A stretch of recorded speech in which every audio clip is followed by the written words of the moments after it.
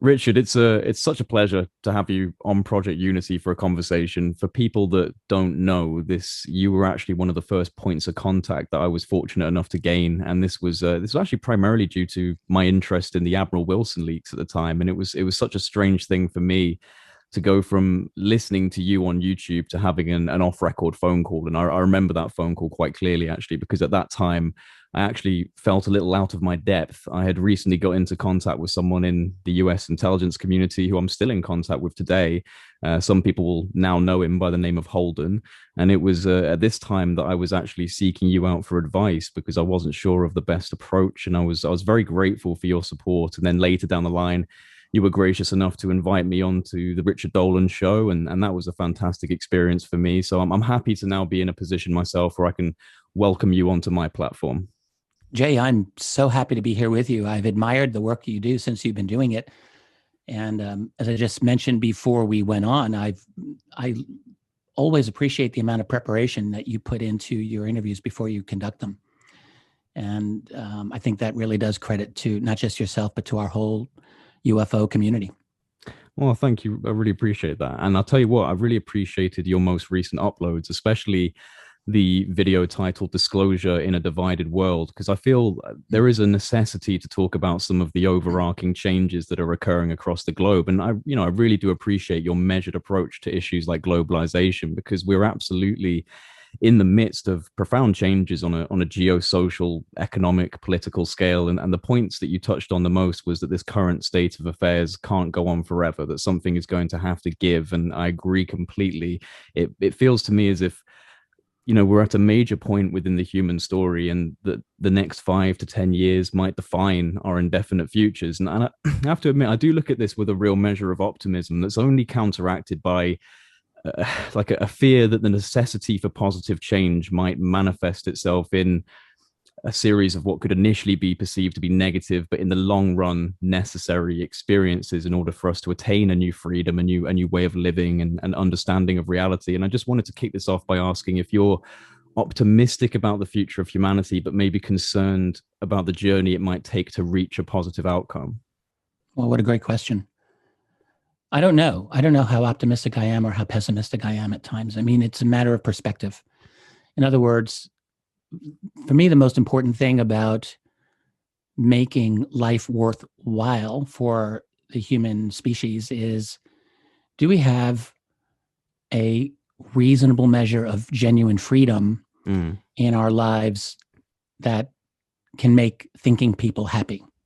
Maybe that's one way to put it. And when I look at it on that measure, at least in the immediate term, that is like my lifetime and maybe the next lifetime to come, I'm not optimistic. Because what I see is a global system coming into place very rapidly. I mean, very rapidly. That is designed to essentially digitize and commodify every single human being and have them monitored in a 24/7 manner with a whole array of technologies that are coming online to do that. So not just watching you through your computer and your phone, which yes, but also watching you out in public in the streets with facial and voice recognition. And now, people have been talking about the Chinese social credit type of system by which citizens of that country are measured according to their behavior, and that behavior, will dictate how successful they're going to be in society in general, according to the measurements imposed by the Chinese Communist Party. So that's there. And, I look at the rest of the world and I see every major Western government looking at that thinking, we want some of that. And I think maybe we're about a decade behind the Chinese in a full-blown implementation of a similar kind of system. I mean, there'll always be differences and variations, but we're already seeing it, in my opinion, unofficially through corporate-owned social media. But I think the next step will be seeing it through actual government mandates and laws. And I fear that. I think that's a very dangerous step for humanity to move into. And frankly, I have a hard time seeing a way to get around that. the power on that side is so overwhelming, so strong, and the economic and military motivations for creating this type of system are overwhelming as well. So, for example, to create 5G technology, to implement that, that has definite military and economic implications that nations, I mean, from a power point of view, would be absolute fools not to implement.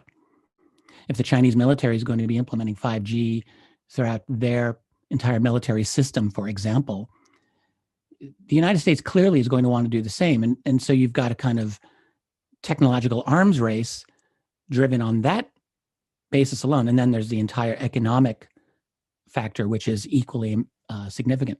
So all of these things are driving 5G. And 5G is important because that's kind of like the bones of the new system. That's the method by which very advanced algorithms will be able to flow very rapidly through so-called smart devices that once the 5G is in place, smart devices are going to be invented left and right to accommodate, to be able to work with 5G. And you're just going to have a system of sensors that are going to monitor, I mean, conceivably every single relevant thing about our lives. So that I don't like, because you can't have freedom without at least a modicum of privacy. They don't go together. And so in the immediate term, to answer this question of yours, I'm not optimistic. I think that we're moving into we're regressing to the way the world was before the Industrial Revolution, in which small communities were all monitored ideologically, by local churches and the government. And people were not allowed to express dissenting opinions. I mean, they often were killed for doing that. And I see, the outgrowth of freedom that we had from the Industrial Revolution, I think is in danger of being negated.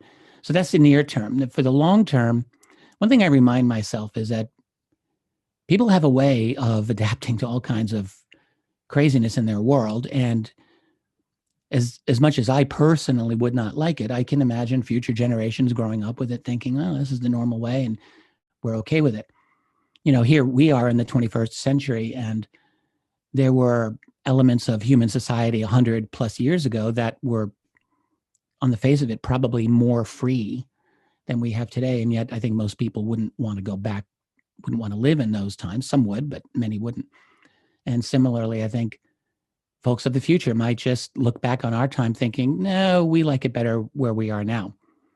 I can't imagine that from my belief system in psychology. I just can't fathom how I would personally like it, but I can imagine that people in the future would find a way of dealing with it.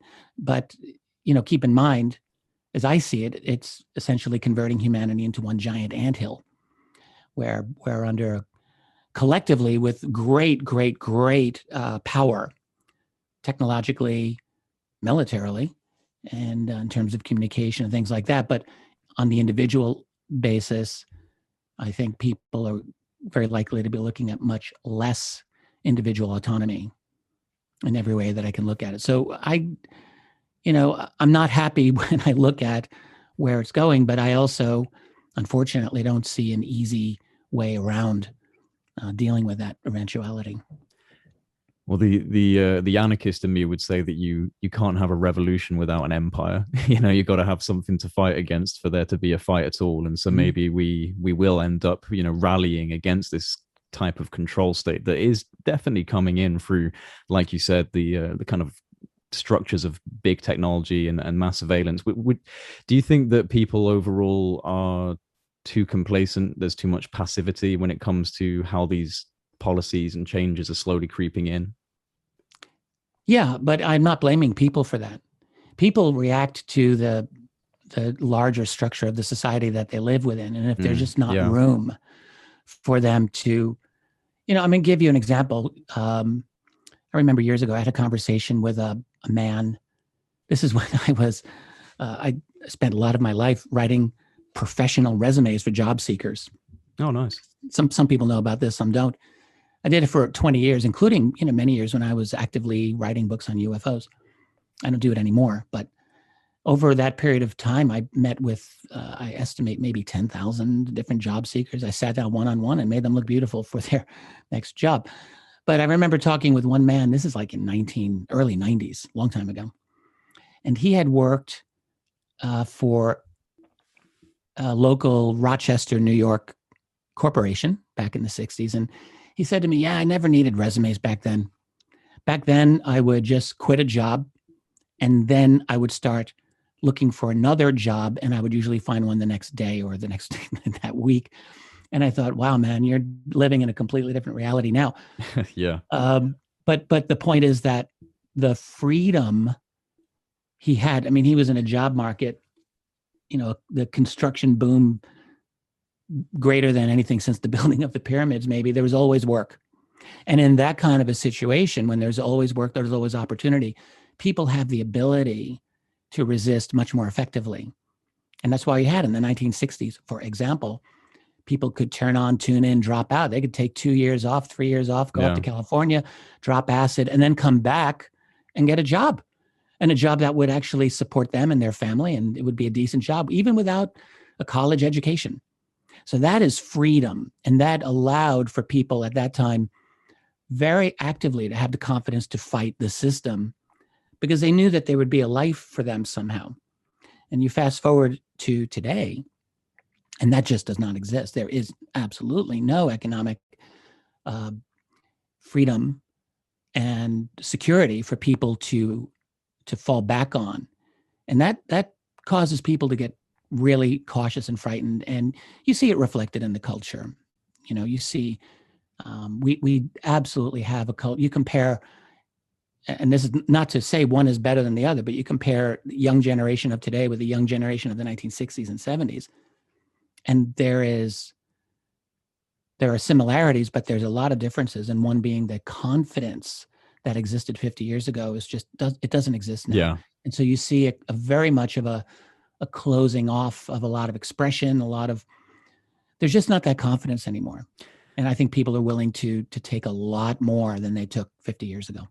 Yeah, I think I do think, as much as it's a gift and a curse, really, because I do think that social media has played a large role in that dissolution of confidence. I mean, I remember, I don't know if it was the recent video that you did, but I remember you just saying that people are less inclined to look other people in the eye anymore. And I tell you, it's true. And I notice it more with my generation than older generations. Even just walking down the street, if I'm walking down the street and there's someone coming towards me who's in their 40s, 50s plus, they'll usually look at me in the eye and nod. Whereas a kid my age or someone younger is head to the floor, doesn't really want to look at you, and is probably staring at a mobile phone, talking to someone else. And it's just, I can see how you would how you would notice this change. And I do think, and my mum, who's a school teacher, and she's noticed the same thing, especially with attention span and the ability to digest large volumes of information. Because a lot of these children and a lot of these kids, they're so used to fast, transitory information coming through social media platforms that they quite literally can't focus their brains in the same way as we used to be able to. Yes, exactly. And, think it's like the little pieces of humanity being torn out of us. When you look at how human beings have evolved to live, we are designed to use our eyeballs, and we're designed to read each other's faces. Mm-hmm. That, according to evolutionary biologists, is one of the key reasons that our brains developed to be as large and sophisticated as they have been. In other words, in order to read other people. Right. Not to read even the rest of the world, but just to read the complexities of other people. So we're designed to understand eye contact and body language and all of these other subtle but very important cues, physical cues that we give each other so that we can understand. And it's been a phenomenal, frightening development for me personally. I'm 58 years old now, to see the rapid decline of that fundamental skill that human beings, we are designed to have. We're biological creatures. We're animals. We are animals in the animal kingdom. Yeah. And we're designed to interact that way. And it's just something that we're taking away from ourselves A lot of it is it's smart devices, and a lot of it is this larger structural formation of our society in general, the way kids are being raised. And again, this is not to say, oh, bad job, parents, but kids are often in smaller families, so they're not interacting with other kids. And you find that with young people, playtime is so rigorously monitored now. I think that there are probably 10-year-old kids living today who very possibly may not have had as much as a couple of hours of their entire life of truly unstructured, free interaction with other kids where there's no other adults around. And when I think about that, that just astonishes me. I grew up, I was one of those so-called free range kids. I would leave the house. My mom would say, get the hell out of here, go play. And I would play for hours and hours, often miles away from my house. You know, I'm 9, 10 years old on my bike. And I would just go somewhere, play baseball or get into fights or deal with other kids, all away from the eyes of my parents. And that was normal. And that forces kids to learn how to interact, to learn how to have conflict resolution, learn how to deal with conflict, learn how to figure out your own problems. And this is a very, I mean, we're getting away from our topic of UFOs here. No, that's fine. We'll jump into that in a second. Sure. But it's, to me, it's a really important thing that we're taking away from the psychological development of young people. And it cannot be good for them as they mature into adults, because I think what it does is it raises very brittle human beings who don't know fully how to interact with their fellow human beings. And again, that's one of our fundamental skills and strengths as a species, is our ability to interact with each other. And we're, you know, I mean, not everyone in the world is like this, but increasingly you see more and more people being raised like this and becoming like that. So yes, I don't like it. I wish that, and I hope that somehow we can find a way to overcome that. Maybe it's possible, but I'm not seeing it right now. Well, there's no way of avoiding the obvious projection of, technological superiority and that being kind of the main driver for evolution in humanity right now is technological innovation. But it does seem to me that change can only be actioned by a catalyst, and so global change will likely require global catalysts. And this is why I believe that the UFO issue could help in unifying people, but only if it's handled in the correct way. And this is why I see you as such an important voice within the field, because you take a professional and measured approach to the conversation that's more palatable to people outside of the UFO community. And ultimately, that is what we're trying to do, right? Get this conversation out of a very small niche group of interested people and into a global conversation. Yes, absolutely. And I think you're exactly right in describing the UFO phenomenon or UFO problem as one of maybe a handful of potential themes that could maybe crack open, or if we're so lucky, derail some of the worst aspects of what we're looking at. And, you know, over a decade ago, I co-authored a book on this theme called AD After Disclosure, in which my co-author and I tried to game plan the scenario out as to, first, how might UFO secrecy ever be ended? That was interesting. And then secondly, and mostly, if it were to end, what next? How would it transform our world? And what, I saw then, and I still see potentially now, is that a genuine opening of the full implications of the UFO phenomenon for our society at large. Like, in other words, if the conversation that researchers have been having for years, and we all are understanding, if that were somehow to be translated to the rest of the world, right? If they were to hear the things that we believe that we know, what would happen? And what I thought is there would be probably some kind of avalanche effect, so that, if a particular sighting got enough traction, or if there was a leak from some important official, or a leak of a document, or that type of thing. So if that were to come out and make it game over for the UFO cover-up, at least in it, people would realize, oh my God, there's actually UFOs are real and there's a cover-up. Mm-hmm. My thought was that there could be this avalanche of other questions like, okay, so it's real.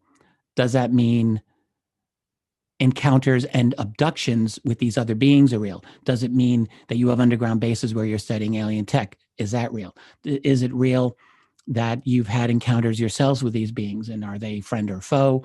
And by the way, what other secrets have you been keeping from us? And by the way, how have you been able to keep this secret from us through the controlled media outlets, through the political institutions, through even academia and science? Like that, my reasoning was that this would be an avalanche of questions that people would want to ask, and it would be a very uncomfortable situation for those people who've had the secret to start with, but B, a potentially liberating moment in which the world could shine light on these, hitherto very dark, unknown parts of our world, and that would be all to the better because we need that truth out. So that was what I have been hoping for. And the other thing that I would add is, for me personally, I was hoping that it would breed or lead to a reform rather than a genuine revolution, mainly because I'm afraid of revolutions. I think they are bloody and people get killed and there's a lot of injustice. And I'm not sure that, at least in the immediate aftermath, we're better off than we were before. Right. Sometimes we are, but there's a cost to be paid for. I mean, serious revolution means something's happening in your neighborhood where people are getting killed. Yeah. And I'm not a fan of that. So what I had hoped is that a genuine disclosure, let's call it that, would lead to significant reform of democratic systems that, in my view anyway, I mean, I like the idea that we have these democratic institutions. They're not perfect, but nothing is perfect. I mean, nothing is perfect. So I thought, let's make our systems work the way we design them to work. That would be much better than throwing it all out and starting something new, because the new part is what would actually terrify me, because I don't think the new would be better. Well, I think we are probably still teetering on that potentiality for a domino effect to occur. And, for us as researchers and especially for people like yourself who've been embedded in this discussion for years, it can seem like obviously the pace is a snail's pace. But I think one problem, and it does come down to the heavy stigmatization, because one problem with sensible discourse on the UFO issue is the fact that so much of it is so abstract. It's hard to differentiate between fact and fiction, and then some areas of this issue go so much deeper than many are prepared to go themselves, especially when you tie the phenomenon into theology and ancient civilizations, as well as consciousness as well, the issue around human consciousness and its connection to the phenomenon. These are very controversial talking points, but I have to admit, my own personal journey has led me to believe, especially recently, that by examining our ancient past, we may get a better idea of what this phenomenon represents. And I know that in your latest book, Alien Agendas, which we're definitely going to get into in a little bit, you touch on prehistory events and the influences upon ancient civilizations. So as a historian, do you see merit in observing past teachings in order to understand present circumstances, but both in the general sense and also when attempting to understand the phenomenon? Wow, that's an amazing question. So you mean past teachings in terms of like philosophy, spirituality, and that sort of thing? Yeah, absolutely. Yeah, the answer is yes, I do. I think it's important because one thing that has come to me in looking at the contemporary UFO phenomenon of the last 70 plus years is that there's a definite effect on human consciousness in a variety of ways. So one way is that there is an enormous number of claims by ordinary witnesses of some kind of telepathic communication with these beings or objects. And that comes through again and again. So in other words, like they are not only able to somehow direct their thoughts at people, and that's a weird thing. Like for someone who's listening to this who's a strict materialist scientific kind of a person, I would just advise them to just hold your horses here before you judge, because in the research and the literature on this, there is an overwhelming number of cases where this has happened. So something I think is going on, and it means not only that they have the ability to direct thoughts to our consciousness, but that we have the ability to receive it somehow. Now, maybe we're only receiving it because they put implants into us and they're able to do it technologically. But I suspect that there's much more to it than that. So our consciousness is an important part of what's going on here in our interactions with them. And the other thing that I will add here is that this is all anecdotal, but I think it's true. I've heard countless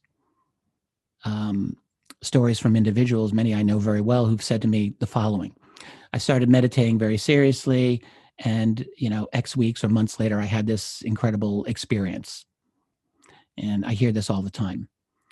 So there's a couple of things that come to mind. It's one, so are you meditating, and are you just is your mind doing that to you, or are you somehow open by disciplining your thoughts and the structure of your mind in a certain way? Are you getting the interest of those beings who notice you? They've got an entire planet of people to look at, and most people don't do that sort of mental discipline. Right. So like a And stronger it would be signal. likely, it might be that they're just interested in those people. They're like, here's someone, let's take a look. So spiritual practices and a high level of attention to one's consciousness, like, that's important. And it tells us more probably about ourselves than it does about them, these other beings. But yes, I agree. Like, I'm not sure if I'm answering your question fully, by the way. So I'm enjoying your response. Don't worry. Yeah. So I think that a full awareness of what we are and of our consciousness, and it sounds really can sound vague, but I think that's something that's very important for us. And honestly, over the last century or more, really during the industrial period, I think people have lost or losing that ability. We're not in a quiet space anymore, not nearly as much. And when you're not in a quiet space, you really can't be able not only to think your own individual thoughts, because you really need peace and quiet to do that, but also to be able to be open. If you believe that there are, as a kind of ESP that we all have, I talk about remote viewing quite a bit, for example, and something I've been interested in for 20 years. I think that we do have this capability, and it's one that I think it's to our benefit to explore that and to strengthen it. I'm not sure if I fully answered your question, no, Jay. Well, yes, you gave a good answer, but all I was, I'll turn it back around again to the historian aspect of this, is whether or not you believe that we can, apply some of the ancient knowledges to present day, even in a general sense, as well as being, attributable to the phenomenon. Is there something that we can learn? For example, have you spent much time at all studying the Hermetic philosophies? Very little bit, mostly through Manly Hall's excellent book, The Secret Teachings of the Ages. Right. And I have actually just of late been, along with my UFO research, I've been exploring a lot of ancient literature. And I just reread the entire contemporary translation of the Epic of Gilgamesh, which kind of blew my mind, as well as Aeschylus's Oresteia trilogy, which is a kind of genius level writing. And I'm simultaneously doing readings of Homer's Iliad, a contemporary translation. Look at you. And at the same time, I'm actually reading the old books of the Old Testament. Bloody hell, Richard. So I'm going through Exodus. I alternate between the Iliad and Exodus these days. Yeah. And they each give me very interesting insights into ancient psychology. All of those 4 books I mentioned, I've actually this is a personal thing here, but I've been interested in exploring, I guess, what I can call the grammar of thought of ancient people, like how, everything through translation is difficult to know exactly, but I think these are true and accurate translations as much as we can get. And you really see that people living many thousands of years ago formulated their thoughts differently than we do, not just in the grammatical structure of a sentence, but also maybe more importantly, in the things that were important for them to notice. So, for example, in the ancient literature, men are described as son of this, son of that. Right. Like your father was very, very, very important. That's interesting to me. The ideas of the way that they wrote about the natural world, similarly, I just found very, very interesting. And I don't know if I'm getting a bit off track. I guess I'm looking at these and just appreciating the radical differences in how ancient people often formulated their ideas about how the world was and what was important about the world. So translate that into your question. One of the things that, ancient people took for granted was that the gods or spirits were around them 24/7. Right. There was no place in the ancient world where you were away from the gods, and it was always the gods plural. Well, until you get to the Old Testament, but this idea that the entire earth was animated by divinities and spirits. In other words, what those people felt in their bones was that they were not really running the world. There were powers beyond them that they had to answer to. Some of those powers might be looking out for them, and some of those powers were not looking out for them. That was a very important thing that ancient people recognized about the world, is that some of those gods, you better stay away from them. So it was a world in which the gods dominated almost every facet of their thought in so many ways, very different from how we are today. And one of the things that I've just sort of occasionally pondered on is how, if we ever get to a point in which we recognize that there are aliens here, and therefore that we are not the top dogs on this planet. We're not at the apex.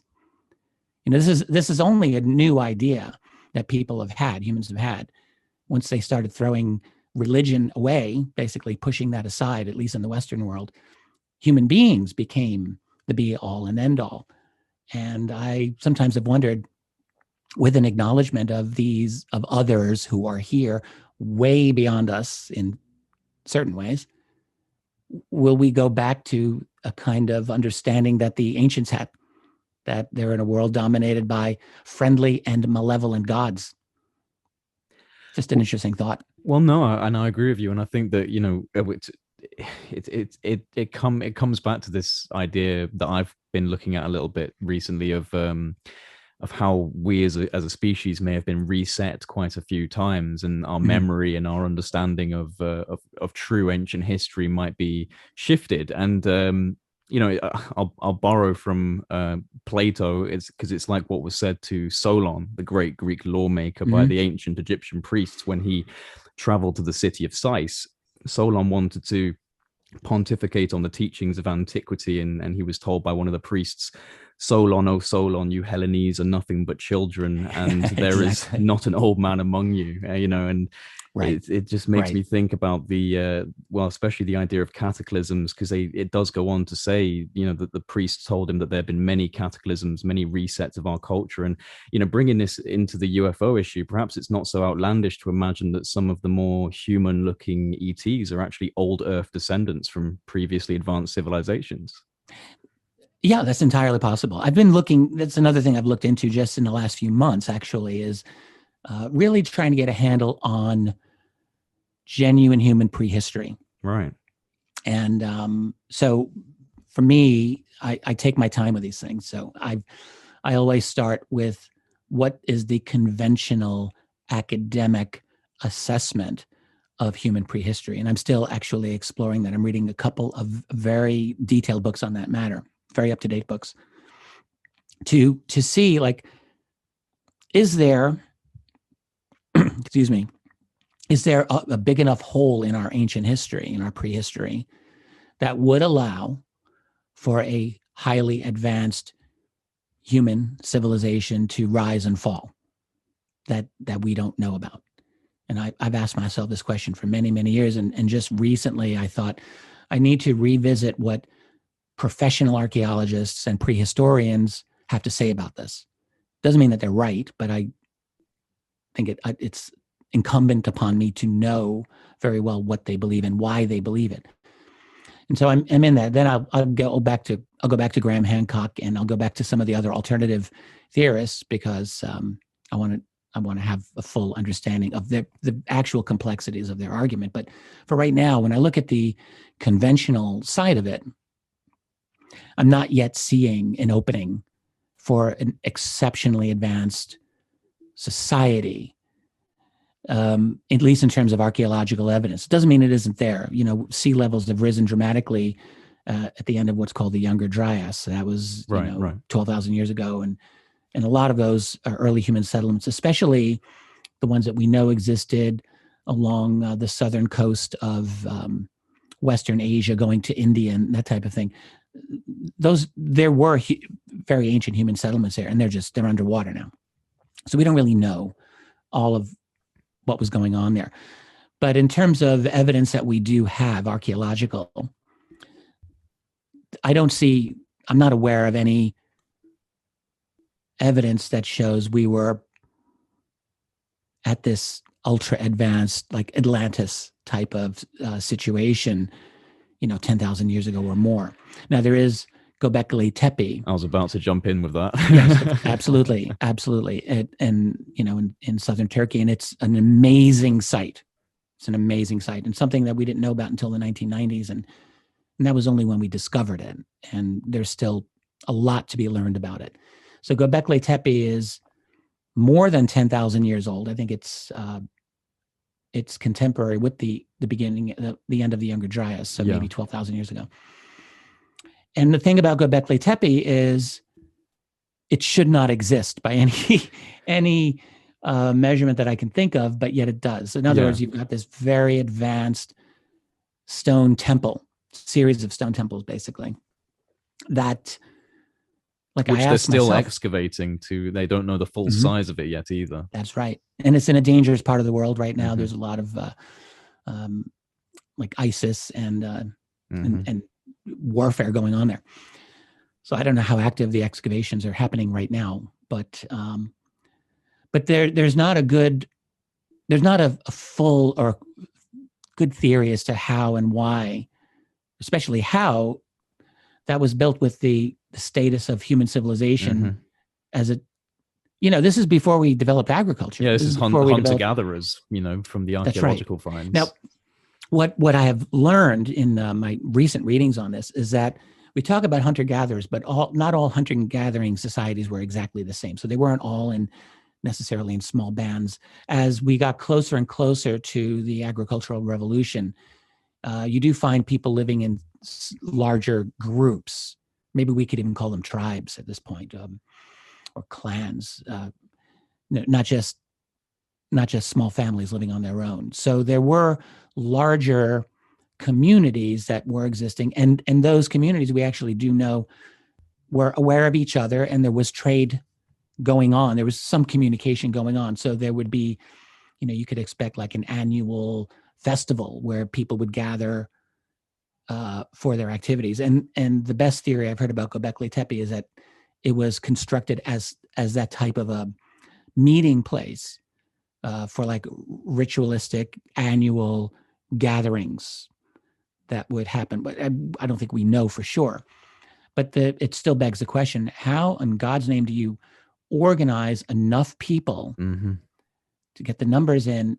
And by the way, the stonework there is phenomenal. Pretty good. Yeah, it's not at the level of what you get with the pyramid, which that's another thing that just is mind-blowing to me. But it's still at a very advanced level. And so no, I agree that there's a lot that we still need to uncover. And I still generally believe that there are significant holes in our ancient history that can give us clues about that. And that might indicate a much more advanced level of society than was supposed to have existed. But whether it was something like an Atlantis, let's say, type of a thing, or whether one could rely on the knowledge of the Egyptian priests talking to Solon is another question. I don't believe that ancient people in general had a very good understanding of their own history. Now, certainly the Greeks did not. The question is, did the Egyptians? And unfortunately, a lot of those records are just gone. The burning of the Library of Alexandria and things like that. Exactly. Absolutely. So much of what was known and recorded is just gone to us, and we'll probably never get it back. But I don't see an easy way for the Egyptian priests to really have genuine knowledge going back thousands upon thousands of years. I just don't see how they would have had that unless they were part of a, and this may be what you're getting at, an esoteric tradition that somehow would have passed this knowledge on to them. I just don't know how that would have worked, but maybe it happened. Maybe that is the case. Well, you know, it's speculation, but there is always that possibility, and I just find it to be such a fascinating period of time, especially ancient Egypt. And like I said, I'm kind of I've recently ordered a bunch of different hermetic texts and books, and I'm planning to really dig into that. But it is I'll tell fascinating. you, it is fascinating. Yeah.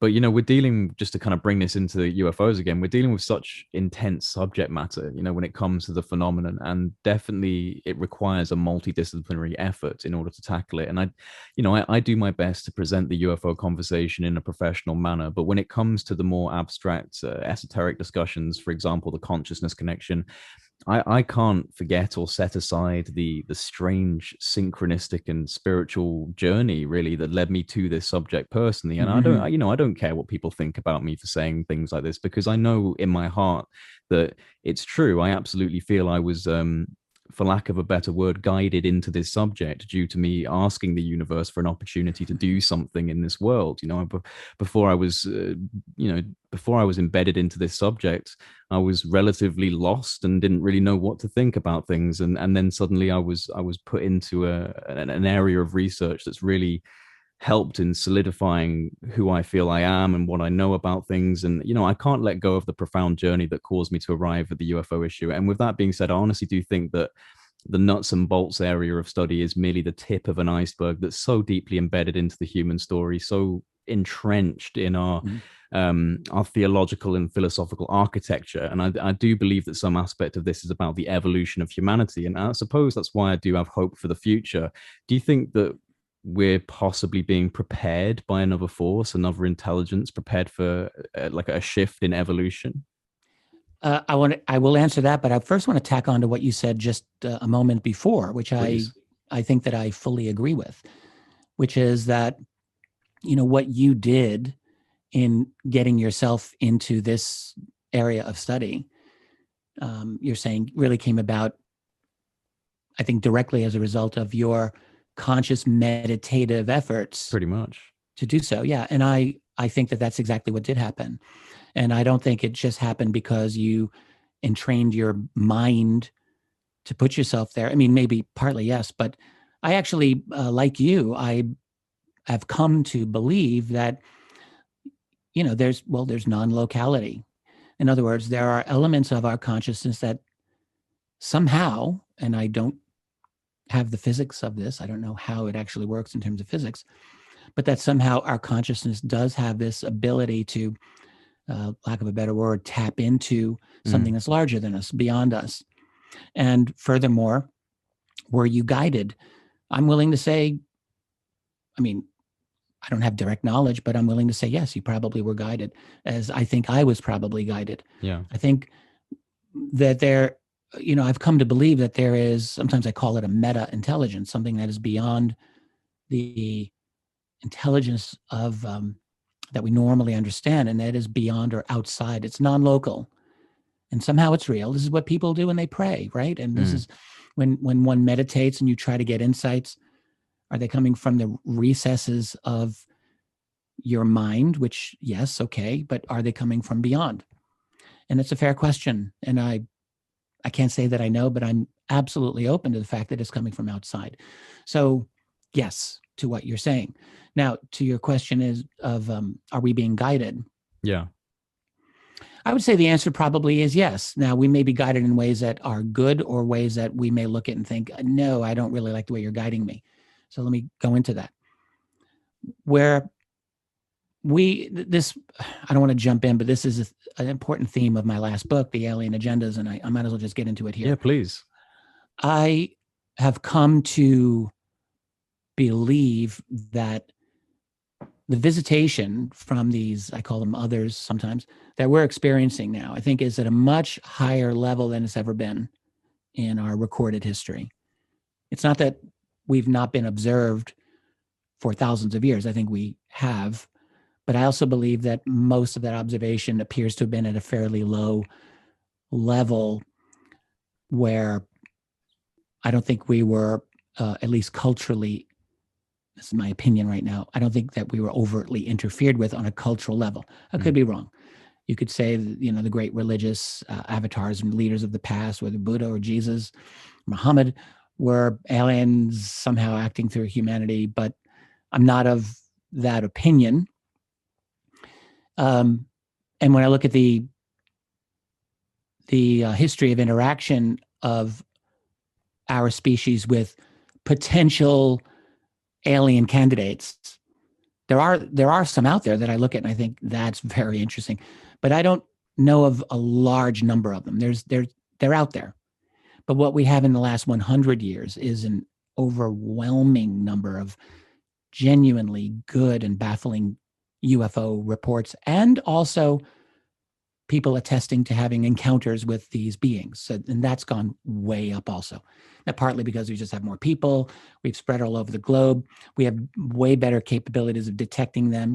We're in the air ourselves. We have electronics.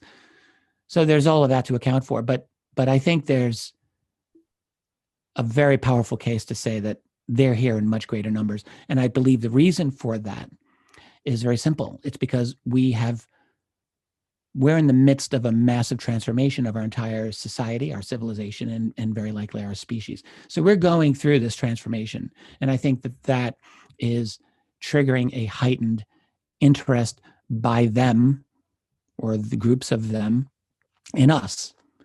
Because the fact is that our progress is not linear any longer. It is absolutely parabolic. Exponential. So in the 150 years, we've gone from a society of horses pulling wooden carts and muscle power to this magical world that we live in of, aviation and high-speed ground vehicles and electronics and nuclear weapons and space satellites and iPhones and the internet and the web and everything else. It's mind-boggling. We don't really step back and appreciate just the speed with which that's all happened, but it's like the snap of a finger in the long run. And so that puts us at a very different level of being able to engage with any and I just realized I didn't answer your question about earlier humans interacting with us. I'm going to get back to that. But anyway, I think that would definitely trigger their interest in us, if for no other reason than to ask themselves, are these humans going to be a nuisance to us in the near future, or even a problem? It's a fair question for them to ask. We're about to, if you want to consider breakthroughs in the black budget classified world, we could be well beyond even where we're at right now, where we think officially. So we're interacting with them, and they're going to need, from their purposes, even from their own defensive point of view, perhaps, figure out a way these monkeys are getting a little smart now. That's right. And to manage that. We're becoming very smart. We're developing advanced artificial intelligent algorithms and quantum computing and everything else that goes with it. So I think that would prompt them to having an expanded interest in us, and maybe to want to control that for either good or, maybe their own selfish reasons. Why wouldn't they? I want to finish up with this, but I do want to, I forgot to answer your question. Do I think some of the early encounters that people have had with seemingly advanced beings, whether gods or whatever, could that be the remnants of an ancient civilization? And I think maybe the speculation that I have had is that if we were subject to visitation many thousands of years ago, and I think we were, could those individuals that we've encountered simply be humans who were originally abducted thousands of years before? Right. And then, seriously, and then brought in to live with this alien group. They would look like us, but they would be nothing like us. And they'd probably be genetically enhanced and have cognitive implants and who knows what else. And so they would be operating at a different level and would culturally have nothing to do with us.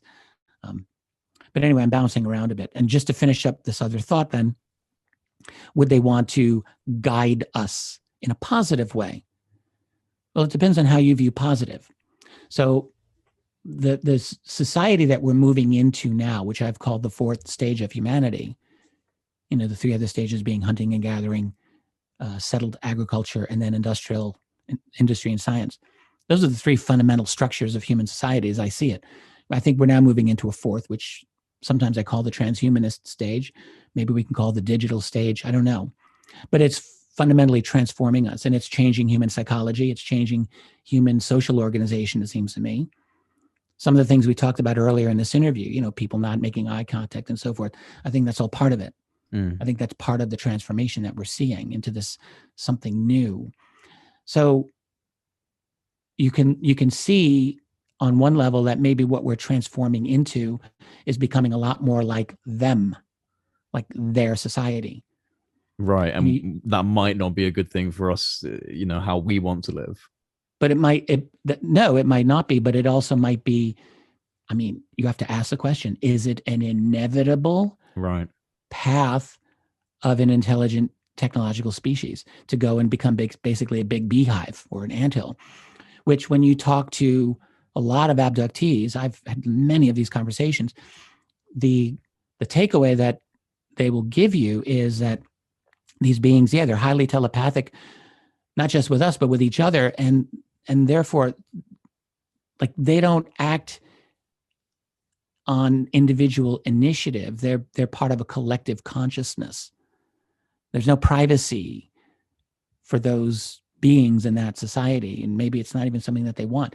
Maybe that's the desire for that is bred out of them, for all we know. So they're like automatons, some of them. And then the leaders may not be like that, but we don't really have a full understanding of them either.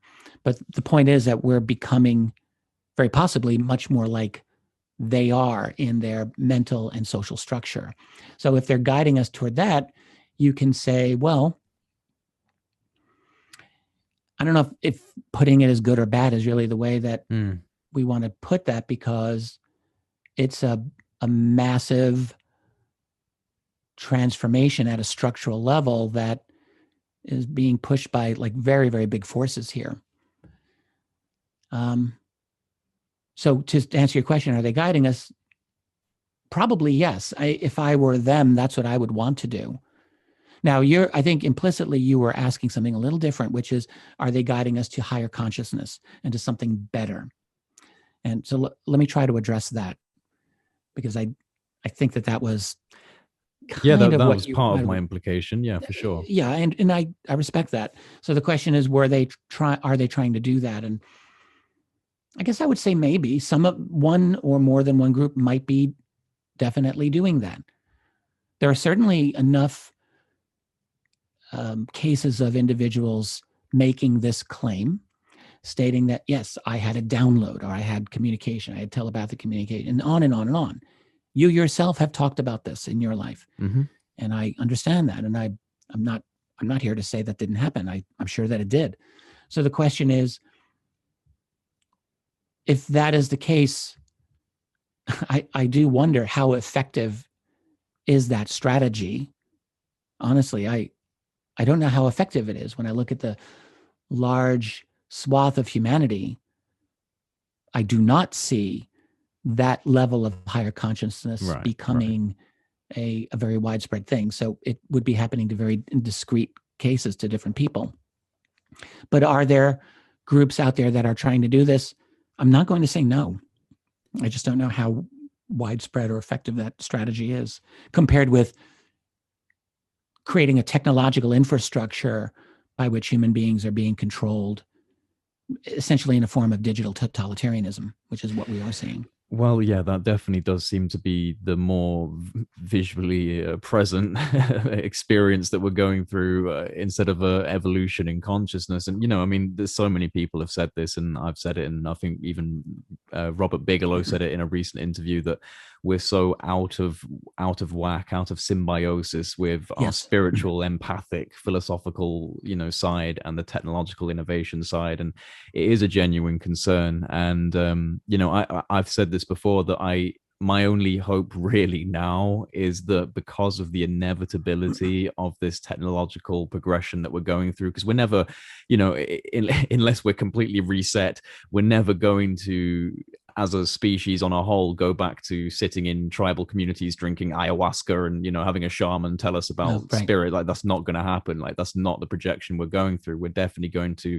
a technological paradigm. And so my only hope is that through this new exploration into quantum phenomenon and this new understanding of physics as we progress and learn, that perhaps through a technological medium we will unlock what we previously knew and disregarded through spirit and consciousness. Perhaps our physicists and our quantum mechanics specialists will be able to go, hey, well, once we've dug down deep enough into this matter, it turns out it's actually being formed by a coherent universal energy, and that's what people have been calling God, and etc., for all this time. So perhaps we'll be able to unlock it through a technological medium, and I hope so, because it kind of feels like that's the only way we're going. I like what you have to say there.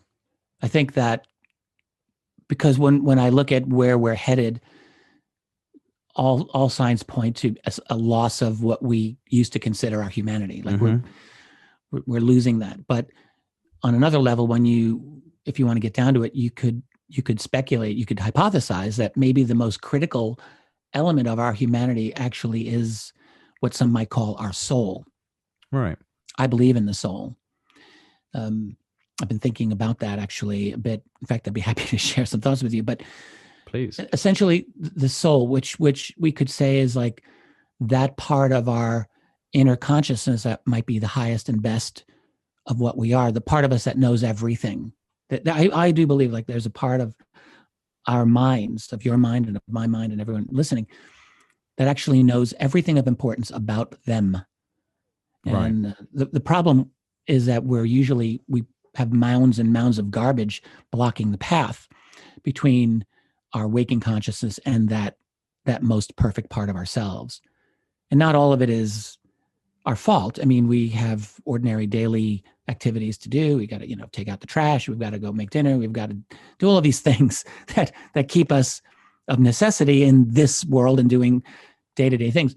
And there's also just the garbage of I say garbage, but maybe I shouldn't use that word, but of our emotional and intellectual baggage that we have, our ideas that, in my opinion now, are things that we formed, are like the emotional responses we form to things. We do that as when we're children, and we're not, as we get older, we're not even aware. We're not even aware of the things that drive us.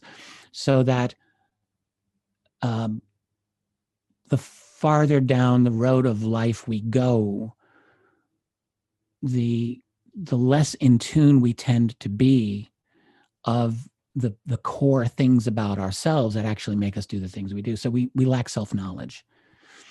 And we lack, in my opinion, a direct access to understanding that. And the only way to understand it is through quiet, is honestly through genuine meditation. And that could mean a walk in the woods, that can mean whatever, but you have to be alone, and you have to, you go through this process of asking yourself questions about yourself to get at the core truths of your life. That's a conversation with one's soul. That's what I believe that is. And so to me, that could be the most human thing about us. Right. That could be at least the most preciously human thing about us.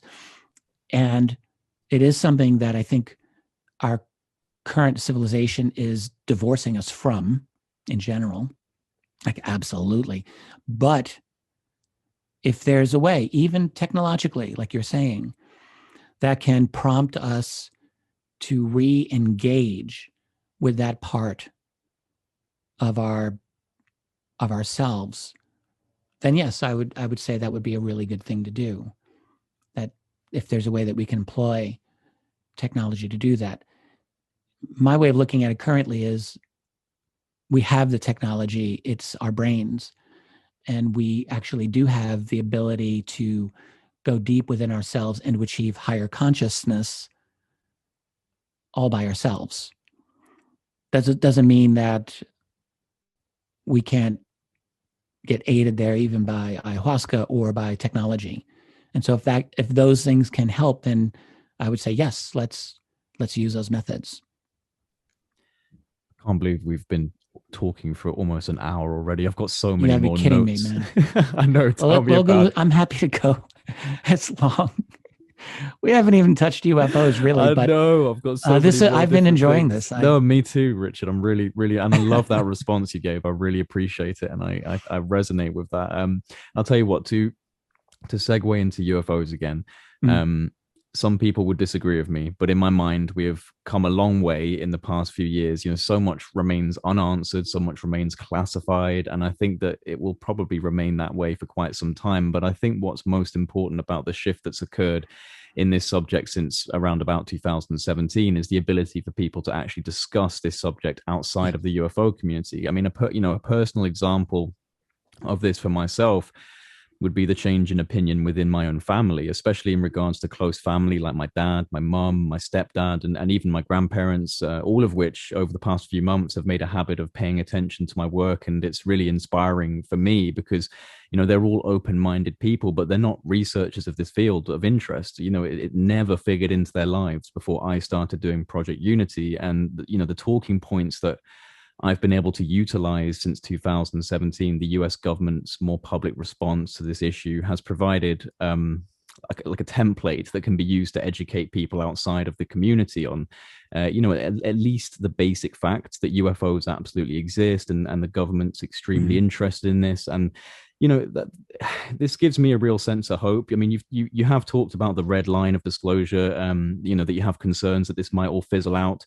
But I honestly feel that we're gaining momentum, even if it's more gradual than what we might want it to be. And it does come back, in my opinion, to the oversaturation of data within the UFO community. Because for those of us who are embedded into this subject, we tend to forget just how little people in the general population understand about this issue. And so even a breadcrumb can seem like an entire meal to someone who is not an active researcher. And, I do think that people on a whole need to be eased into this conversation, because throwing people in the deep end prematurely could be extremely damaging. I mean, I don't know. What are your thoughts on that? Yes, I agree with actually every single thing you just said there. And I'm very encouraged by the fact that your family has showed an interest in your So work. am I. I think that's fantastic. And also, I guess more generally, just in the reality of the UFO phenomenon. It's not a big joke anymore. So I'm really glad to hear that. And I think that's probably been translated to a lot of families around the world. I think that's true. Like since 2017, since the New York Times did their double whammy of coverage on December 16th of 2017, the world's been in a bit of a different conversation. It's really true. Like we're allowed in our corporate controlled media now even to talk about UFOs. That's amazing, because that wasn't the case before. Not really at all.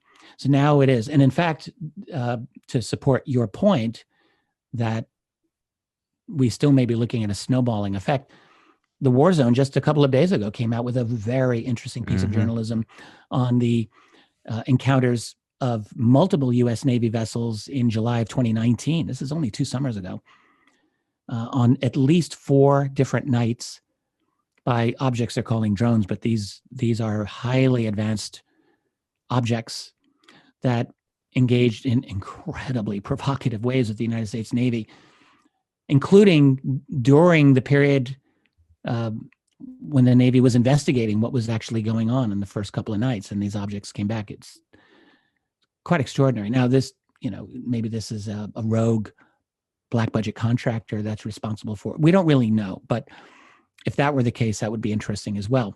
Yeah, definitely. But the fact is that these objects actually exhibit all the classic characteristics that UFOs have had in the past in terms of provocatively engaging in areas where they're not supposed to be, during naval exercises, restricted airspace, and also being completely impervious to interception or identification repeatedly, and showing a lot of very advanced maneuverability as well. So all of that makes them actually very congruent with earlier UFO sightings that we've had for years and years. But to the other point about the red line of disclosure, what I call the red line of disclosure is the red line of acknowledging crash retrievals. Mm-hmm. Because I think, that's really the line, that's the true line. And where we're at right now, we've come a long way since 2017. It's true. So now we're at a point in our official discourse where the U.S. military is now openly admitting that there are UFOs, or UAPs, they want to call them, whatever. In other words, they're admitting that there are objects that have engaged with their vessels and their naval aircraft that they don't know how to identify, that have performance capabilities that are vastly beyond anything we know how to explain. And that's a UFO. So now what they're not saying is it's aliens. They're not saying anything. In fact, they're not saying it's Russian. They're not saying it's Chinese. Certainly, I think Russian and Chinese origins is not really a viable, I think that's a ludicrous suggestion, frankly. But they put that out there as like, well, maybe you never know. Or black budget US tech. And even if that is the case, that opens up a lot of questions that are uncomfortable questions. The science, what is the science of the Tic Tac UFO, which in 2004 accelerated from hovering to more than 10,000 miles per hour, like instantly. We don't know how to do that. We have not a clue. So there's science in that is still off the charts in terms of being able to explain. But the real red line is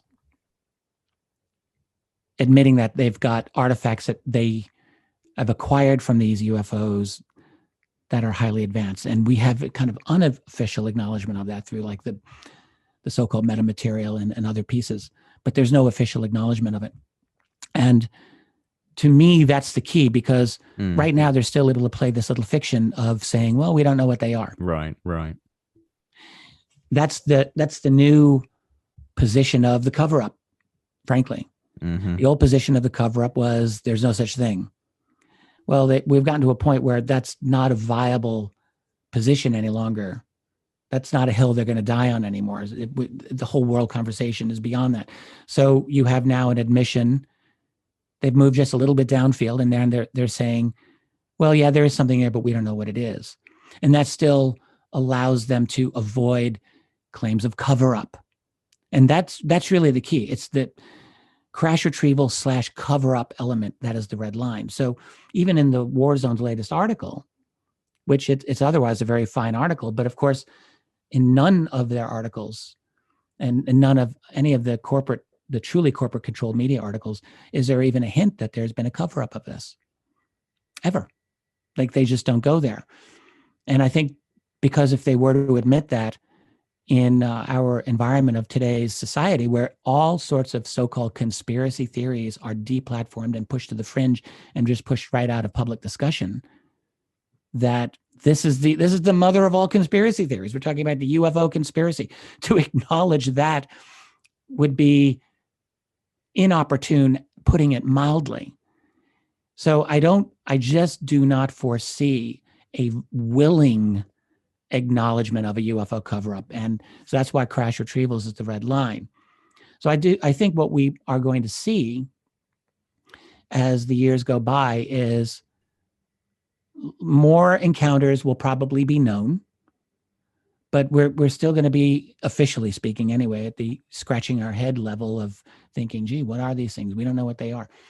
And without any real of the serious, I think, deeper questions being asked of any of these encounters, which they're still not really being asked. So, yeah, I mean, the ball is moving down the field. Absolutely. And I agree with you. And and this latest piece of journalism, and I'm sure there'll be others that will come out even after we do this interview.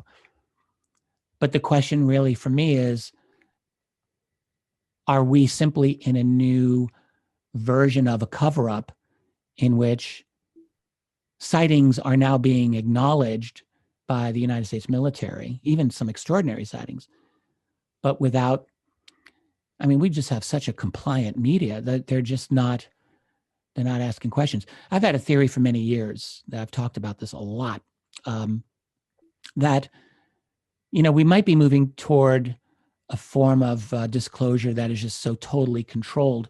And that would be possible if, let's call them the global establishment elites, get to a point where they're able to control all global media, like really sufficiently. As I was saying this more than 10 years ago. So the legacy media was already, completely controlled, but social media and the internet was not completely controlled at that time, back in 2010, 2011. And so I thought, well, if they get to a point where they're able to control pretty much all of it or enough of it, that they are able to eliminate voices that they don't want to be heard, then we might see a kind of disclosure rollout that is safe for them, that they can then, that would allow them to control the narrative to a maximum extent. And it would be attractive for some kind of disclosure eventually to come out, just because I think people realize, like, there's obviously a phenomenon here.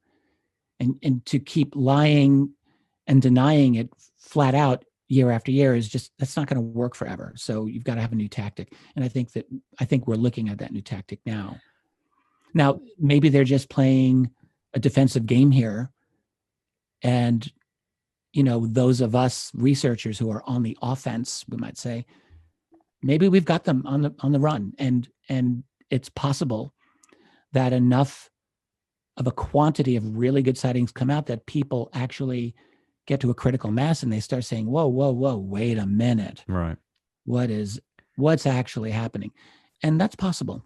Well, it's possible. It's like what you just kind of brought up about the whole, the mainstream ideas that are coming out. Is it Russian? Is it the Chinese technology? And, I share your thoughts on how this is a ridiculous notion when you examine the wide spectrum of available data for UFOs that even predate humans' ability to create aerial platforms. But once again, I have to fall back on the fact that most people are incredibly uninformed on these issues, and so I do think that what we're seeing is a gradual rollout of information, and you have to start with basic questions. And again, like you, I agree, these basic questions have been asked and in some cases answered via the decades of UFO research, but the majority of people are unaware of the decades of UFO research. And so for the general population, starting the conversation off with more prosaic explanations, like saying, it could be a foreign adversary, it's probably maybe the best way to begin the conversation. And then eventually, I would imagine that the plan would be to prove it's not a foreign adversary. But I really do think that what we as a UFO community are witnessing when it comes to elements of the public discussion that almost seem embarrassing to us due to our depth of research knowledge are in fact, maybe necessary checkpoints to go through for the public. And, it's annoying, but I think it's probably a necessary path for governments to take, and the only one that they will take. That's probably true. I have a few things I want to say to this. Absolutely. But yes, it's probably true. When you think about how long it has taken UFO researchers to get to where we are today, back in 1950, they had a very different idea about what was happening than what we do today.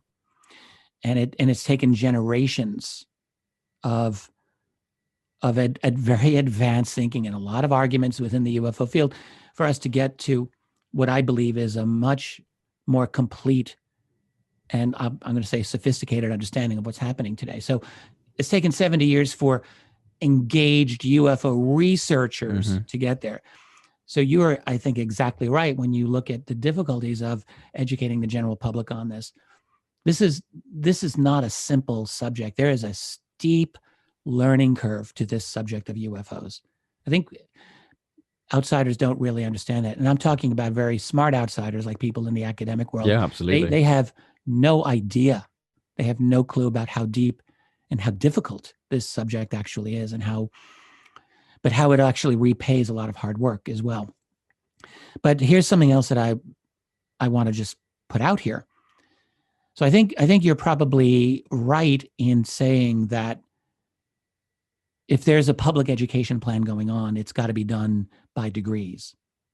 And this is something that, when I wrote After Disclosure 10 to 11 years ago now, I wasn't foreseeing that. I was foreseeing disclosure happening accidentally by some kind of crisis that just caused like the whole thing to come out all at once, and everything flying in every direction. And we're not seeing that.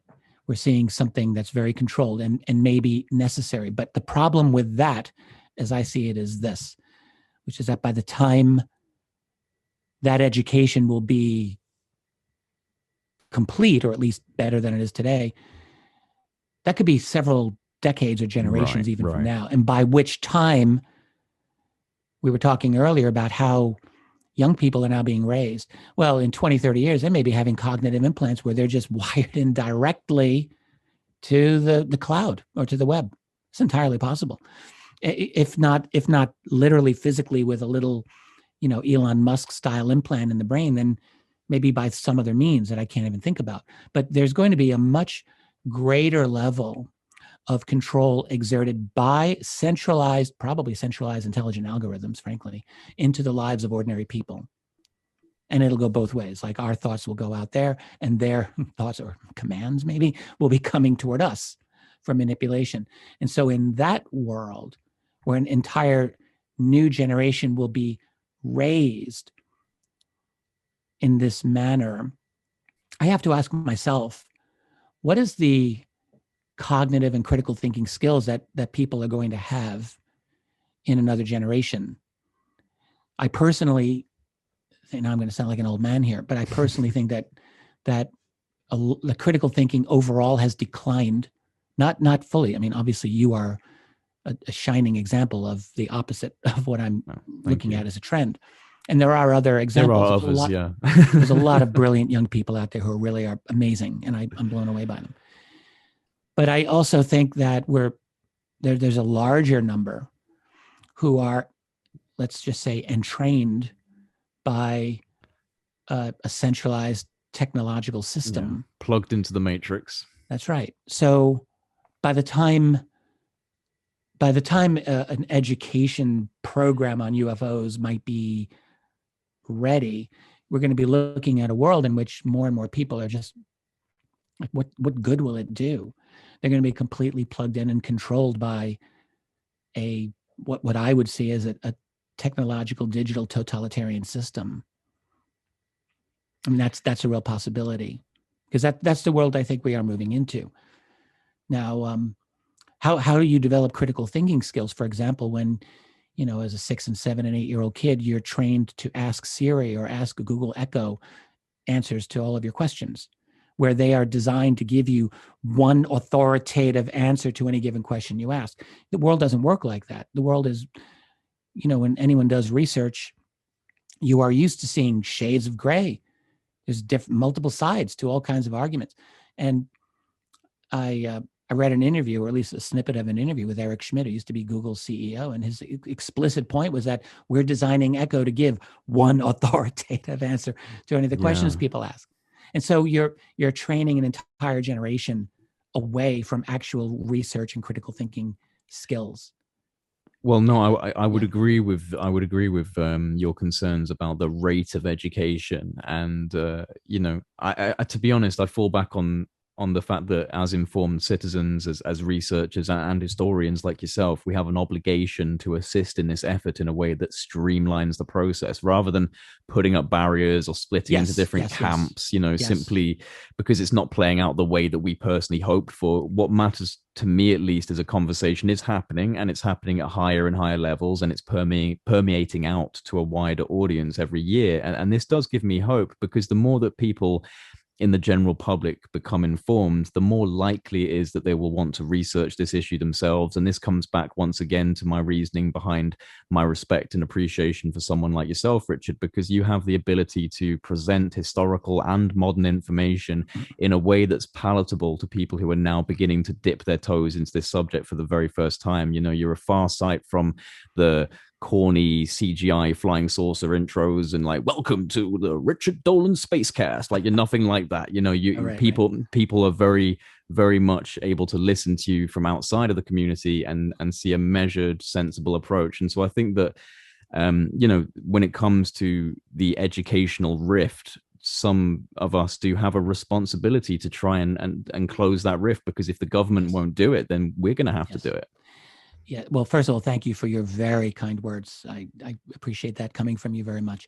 You're welcome. And this is going to be my opportunity to agree fully with your optimism, because I do Yay. believe, I know, right? I've been Captain Bring Down for this entire interview so far. No, you haven't. Yes, I think so. But I do think you are exactly right with understanding the, let's say, obligation or at least responsibility for those of us who can communicate information about this and to do it effectively to a broader public. Like those people are needed, and we need more and more of them. And that is an opportunity. You know, I've often heard it said in these times of ours, this upside down world now that we're living in, that they only need propaganda against us because they haven't won the battle yet. And that's true. So the battle for our future, for our freedom, for the achievement of that which is highest and best in ourselves is not over yet. So that good things as well as bad things can happen. There are good things that can happen. And I do believe there will remain areas in which free discourse will probably continue in our world for a long, long time. Hopefully, I don't think it's all going to go away. So there's going to remain pockets and maybe large amounts of free discourse that will happen in our world. And one thing that I've learned, this is a really appropriate place to insert this into our interview here, is that most people they're not aware of this, but they have a deep hunger for truth. They want it because they know in their daily lives they're just not getting it. They know that there are things about this world that they don't understand, they don't grasp, but they know that's on some level the official reality that they're being spoon-fed is filled with lies. And so when they hear people like yourself, or on a good day like me, or many other people out there, when they hear someone else speaking a powerful truth, what they discover is that they never realized how hungry they were for it. Yeah. And, you know, I've had thousands of conversations with people, not just in groups, but one-on-one. And I can always see that light bulb going on. Like it happens. It's like a moment where you're talking with someone and you're explaining things and you see their eyes and you see them thinking. It's like this, my God, moment that they're having. And they want more. They want more. So that's the thing we've got going for us. And that's what the world, people are always going to hunger for authenticity, for authentic truths. And when they find someone at least trying, or when they find someone that they perceive as trying to give them that, they will want more.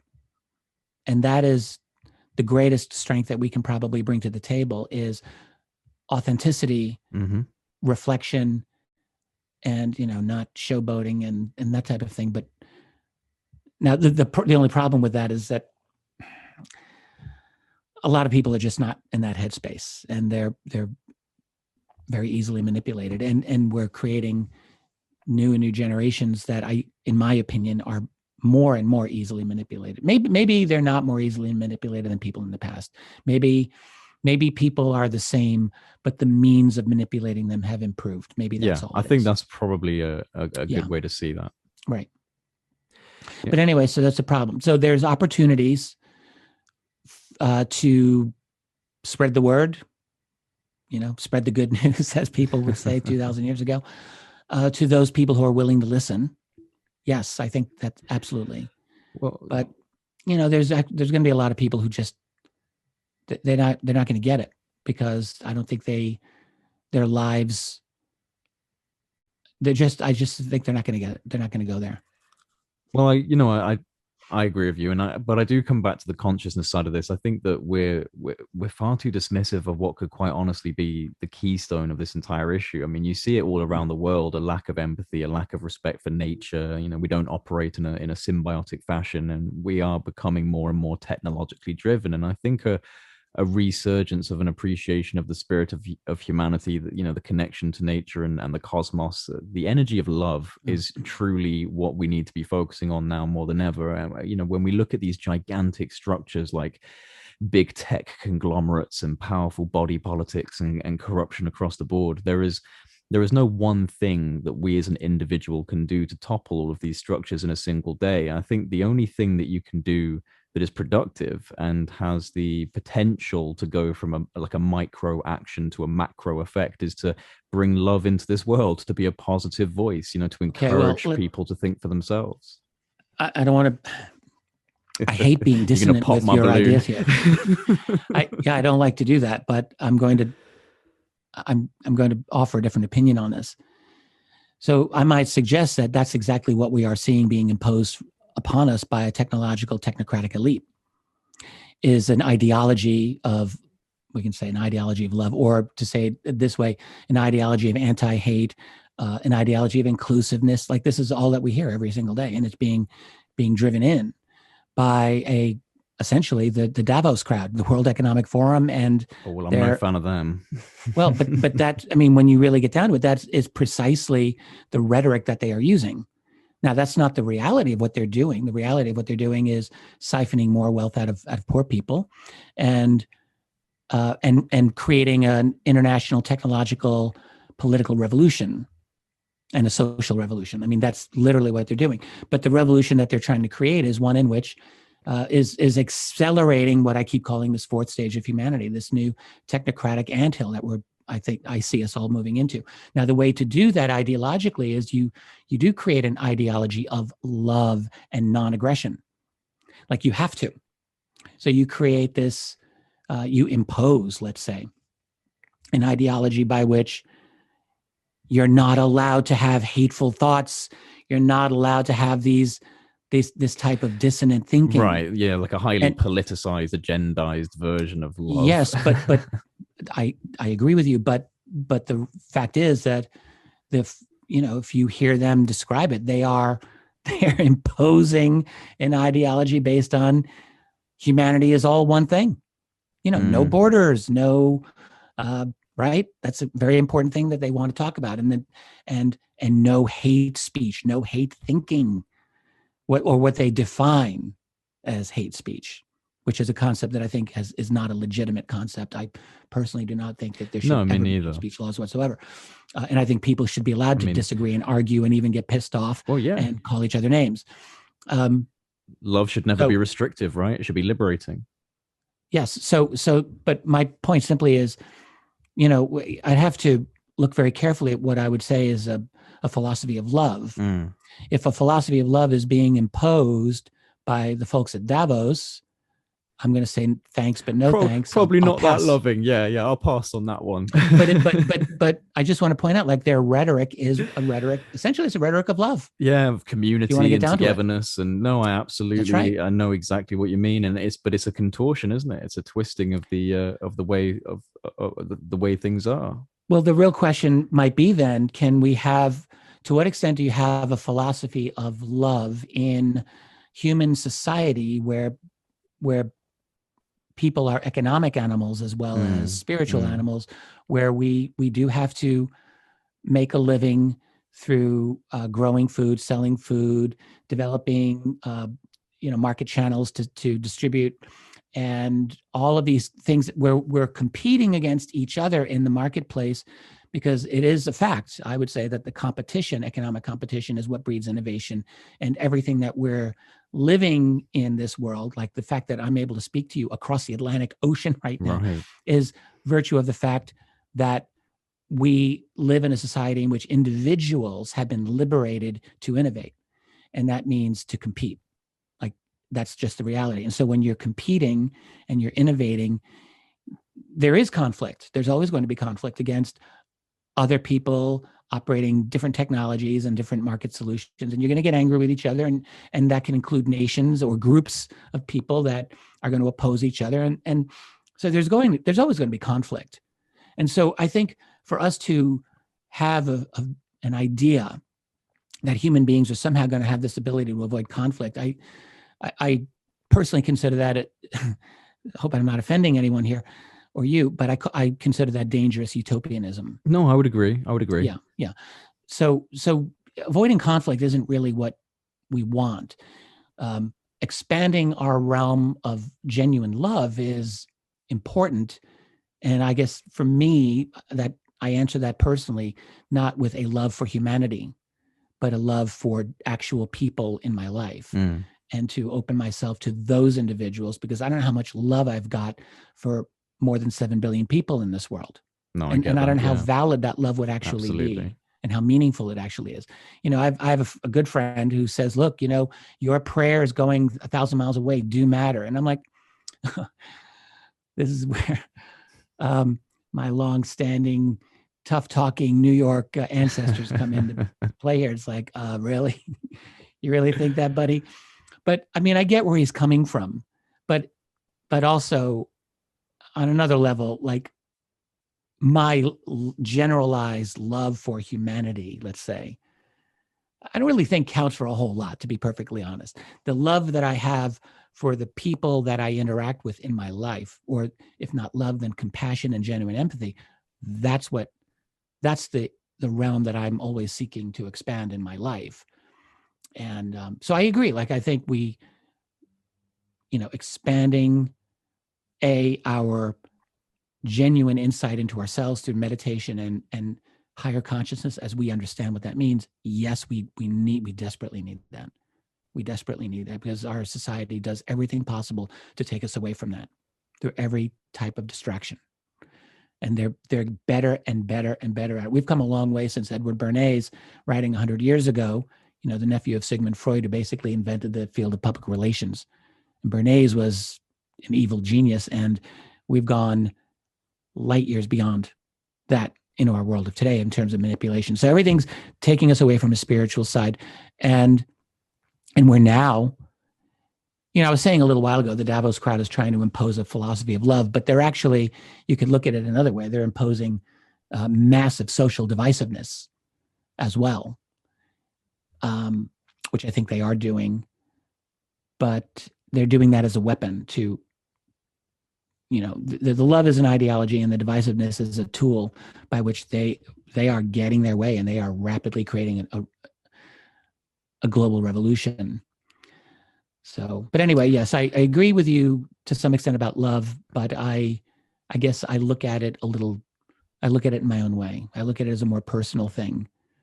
And I do believe it's very important. I absolutely respect and appreciate that, and also would echo it, because I think all of us would agree that the localized radius of love is what's most important to us as individuals. Our friends, our family, those of us that are those that are closest to us. It's how we were designed as human beings. How we're designed as human beings, exactly. Yeah. But at the same time, I think that the ability to speak to a lot of people, which we have via the internet, yes, which maybe getting more and more restrictive as time goes on, but whilst we have it, we do have a medium that we can present, yes, hopeful messages and try and maintain a level of positivity. And I do think that that's important, because as we're going into this time period which is becoming more restrictive, I think that whilst we have the voice, we should use it. Well, what we all need is something important to believe in. So for thousands of years, for almost all of our recorded history, what people believed in were a few very basic things. They believed in their God or gods, like that was number one. They believed in their society, and they probably believed in their community and their family and things like that.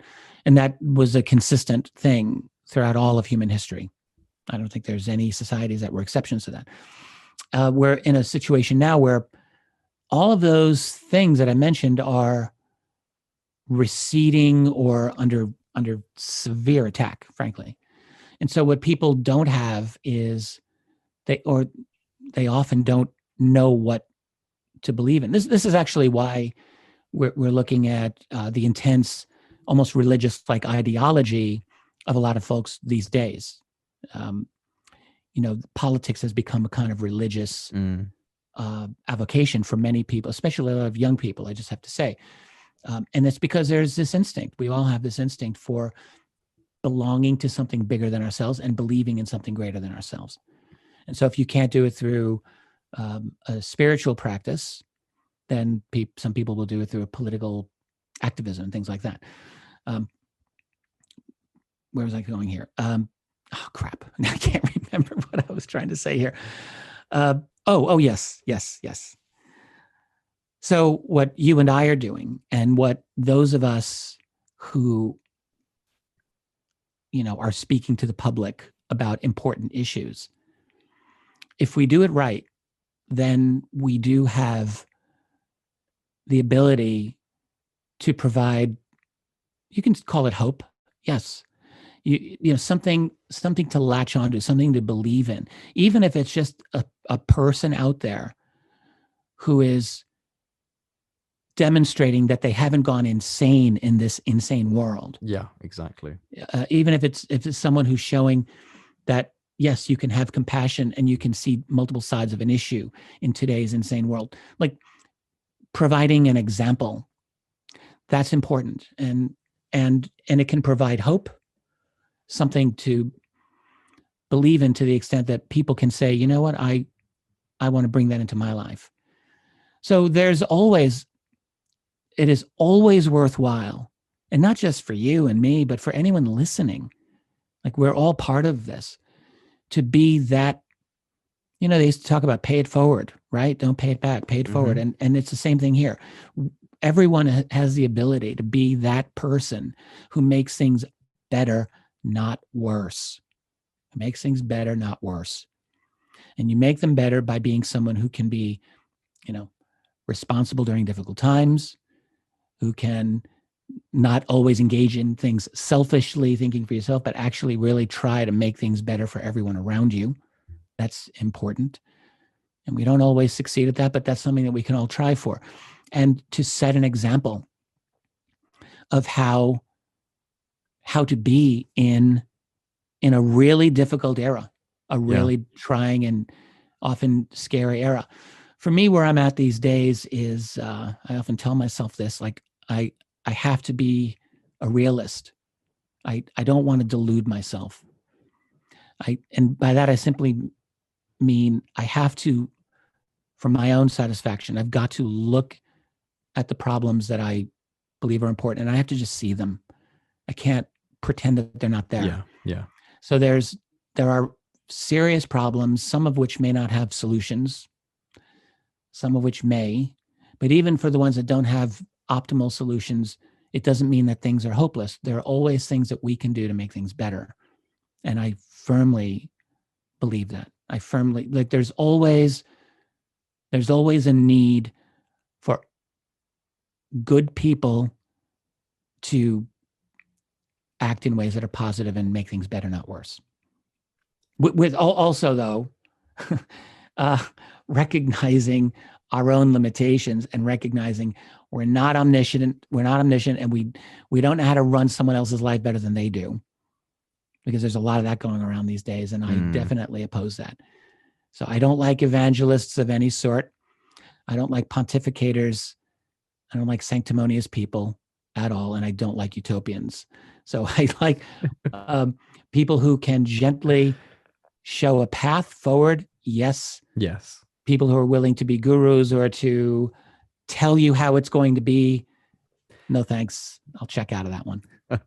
Well, no, I agree with that completely. Yeah. Richard, I've really enjoyed this conversation. Is there anything you wanted to add into this before we wrap up? Because we've literally gone over an hour and a half now in like what feels like the blink of an eye. I feel like we haven't even gotten started. I know. Well, we're going to have to do a round 2 at some point, my friend. I would be happy to, actually. I would be happy to come back and do, because there's a lot of opportunities for some deep dives here. Definitely. And, we talked a little bit about UFOs, but you know what? We talked a lot about life and the state of society, and I feel that was very valuable. And I just want to say on a personal level that I really enjoy having a back and forth with you. I think that you have you have a gift for bringing thoughtful, relatively high level things out of me than I mean, I'm different with different interviewers, but I really, really like the way that you do this and the tone, and I know that you do this with your other guests, and there always is a good result. So I'm just glad you got me on. I don't know what else to add here. There's always more to say, but I do think that we probably said a lot. Well, yeah, thank you so much for the kind words there. I really do appreciate it. I love being able to extract little unique things out of people such as yourself, because we're so used to hearing like the UFO stuff, and it's just nice to have like a calmer and more broad conversation, which I think, yes, like you said, we've just had. So let me just finish it off by saying thank you, once again, for taking this time to speak with me. It's been enlightening. It's been thoroughly enjoyable to get your thoughts on all these different issues and topics, and I hope to see you continue to fight the good fight for many years to come, sir. Thank you so much, Jay, and so do I, and I hope the exact same for you.